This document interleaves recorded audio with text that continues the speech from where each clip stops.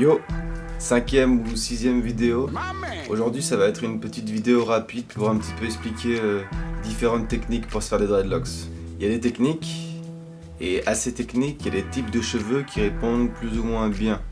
Donc il y a plusieurs techniques que je vais citer qui vont pas fonctionner sur des cheveux raides comme sur des cheveux bouclés, si vous voyez ce que je veux dire. Le tout c'est de connaître la bonne technique pour son type de cheveux. Alors je vais commencer avec une technique que moi j'ai employée, c'est la technique dite de la serviette. La serviette, c'est un outil génial pour commencer à faire des nœuds dans ses cheveux quand on n'a pas encore vraiment de dreadlocks. Et à la serviette, on peut coupler la sponge brush, la brosse éponge. Je mettrai une petite vidéo pour montrer exactement ce que c'est. Mais ça, pour les dreads sur les cheveux courts, pour starter de dreadlocks, au moins pour pouvoir se projeter un petit peu et voir ce que ferait ses cheveux sous cette forme-là, c'est super intéressant. Cette technique de la serviette et de la brosse, elle fonctionne très bien. Il y a même moyen de lancer ces dreadlocks en semi-freeform basé là-dessus. Alors là, pour le coup, évidemment, il faut se dire que des cheveux raides, c'est pas parce qu'on prend une serviette ou une brosse et qu'on fait un mouvement circulaire que des nœuds vont se créer. Ça marchera pas vraiment sur des cheveux raides, c'est pas une technique conseillée pour cheveux raides. Et par contre, cheveux afro, cheveux bouclés, etc., ça marche, ça y a pas de problème. Et je rajoute juste ça vite fait rapidement, mais il y a ma daronne, on lui a fait faire commencer des dreadlocks justement uniquement à la brosse sur cheveux afro. Je compte faire une vidéo pour montrer un petit peu ce que ça donne, etc., pour montrer les résultats, mais c'est super encourageant quoi. Ensuite, comme deuxième technique, une technique qui est de base naturelle, mais qui est un peu partie dans tous les sens, c'est le twist.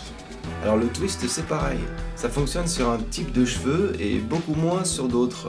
Le cheveu raide, malheureusement, c'est celui qui réagit le moins bien au twist.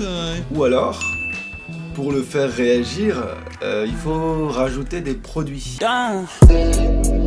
Et là, on rentre tout de suite dans une étape où c'est plus vraiment de la dreadlocks pour moi en fait. Quand on met autant de produits sur sa tête pour forcer un cheveu à se coller en quelque sorte, de la wax tout bêtement, c'est vraiment du forçage. Donc il y a certains cheveux raides qui prennent au twist pourtant, mais si les vôtres vous vous rendez compte que ça marche pas, normalement si on vous propose de bourrer votre crâne de produits chimiques dont vous comprenez rien à la notice, il faut réfléchir un petit peu quoi, vous voyez ce que je veux dire? Le twist sinon ça fonctionne bien sur les cheveux bouclés et sur les cheveux afro, mais c'est quelque chose qui demande de l'entretien soi-même. C'est différent du crochet par exemple qui est assez instantané, mais quand le cheveu, la matière des cheveux lui permet de prendre et donc de locker, c'est une technique qui est géniale quoi. Une autre technique qui est un petit peu sous-estimée mais qui fait ses preuves, et il y a certaines personnes qui font le choix de ça, c'est les vanilles. Alors le principe de la vanille, c'est d'enrouler deux mèches, l'une sur l'autre, tout simplement quoi. Et on les garde enroulées longtemps, et quand on les défait, ça fait cette espèce de twist, de cheveux twistés un petit peu en tire-bouchon comme ça. Et ben, si vous appliquez le principe de la vanille au bout d'une certaine période qui est assez longue, qui peut être 1 an et demi, voire 2 ans ou 3 ans, bah, il est possible que les cheveux lockent entre eux et que de ça naissent des dreadlocks. Wow. Alors une fois que les cheveux ont pris, etc., il faut entretenir le cheveu, il faut le palm roll pour l'amener à une forme voulue, mais c'est un chemin vers les dreadlocks qui est tout à fait possible de ce que j'ai vu moi. Alors encore une autre technique, quelque chose que j'ai découvert récemment avec plusieurs abonnés, en particulier un qui lui a commencé ses dreadlocks avec ça, ce sont les sister locks. Alors je sais pas si vous avez déjà entendu parler des sister locks. En gros c'est une micro dreadlocks, c'est une toute petite dreadlocks, et ensuite il y a un entretien à faire dessus. Alors de la manière dont ça s'entretient, j'ai vu que ça s'entretient comme des dreadlocks, mais avec des techniques que moi je conseillerais pas trop par exemple, c'est de l'interlocking. C'est-à-dire qu'on se rend chez le coiffeur et ce qu'il fait c'est que quand la dread elle pousse, elle crée à la base 2 branches. Et entre ces 2 branches on peut passer. Et l'entretien des sister locks, ça consiste à prendre sa dreadlocks et à la refaire passer dans la racine qui vient pousser. Vous voyez? Et le mettre dans le petit trou comme ça. On tire, on le fait passer d'un autre côté, etc., etc. Ça c'est un entretien aux dreadlocks qui est un petit peu old school. et qui est pas vraiment conseillé parce que ça fragilise beaucoup la racine. Et j'ai l'impression que le Sister Lock, ça se base là-dessus.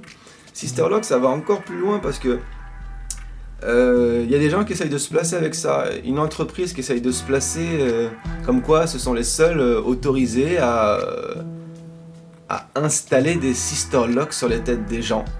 Comme quoi il y aurait aussi des outils spéciaux pour le Sister Locks qui seraient brevetés. Bref, je vous avoue, j'ai pas tout compris. Mais en gros, ce sont tout simplement de micro-dreadlocks que l'on peut crocheter entre elles quand on a envie de les faire grossir pour avoir des dreadlocks d'un seul coup, quoi.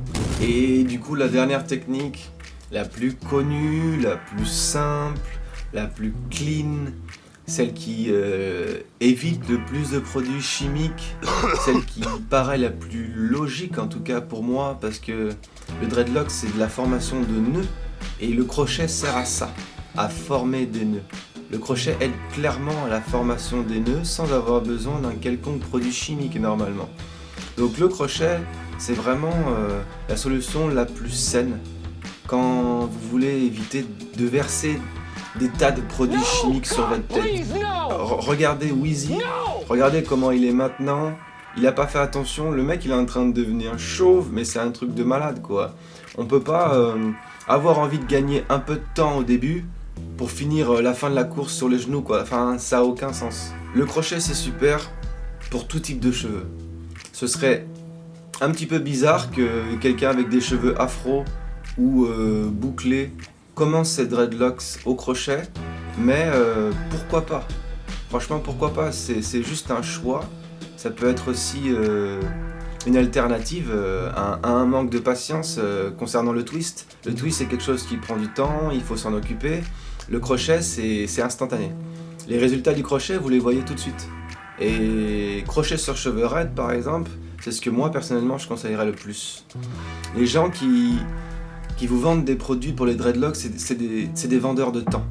Ils vous proposent plein de produits qui vont créer des nœuds, qui vont coller vos cheveux, etc. pour que vous ayez un résultat rapide.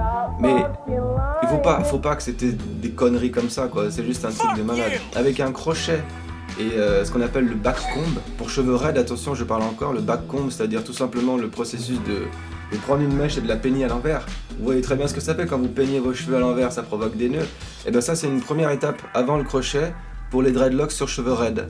Ça provoque les nœuds et ensuite avec le crochet ce qui se passe c'est que on réarrange le tas de nœuds qui est provoqué. On lui fait prendre la forme d'une dreadlocks tout simplement, on lui fait prendre une forme de dreadlocks. Je vois pas comment le dire autrement. Il suffit d'observer, hein, c'est visible à l'œil nu.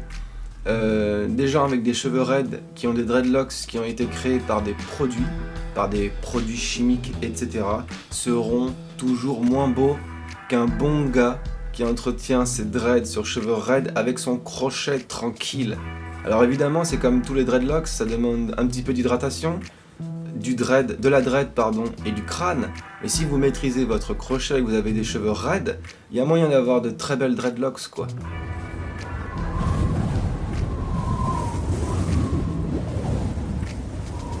Pour les cheveux bouclés et les cheveux afro, le crochet c'est clair que c'est pas une obligation, on peut faire autrement. En laissant le cheveu, des nœuds se créeront eux-mêmes, ou même rien qu'en lavant ses cheveux tout simplement sans les peigner, des nœuds se créeront eux-mêmes et ça pourra partir en freeform et en semi-freeform. Mais le crochet pour nous qui avons les cheveux bouclés et pour ceux qui ont des cheveux vraiment afro, ça reste une aide superbe.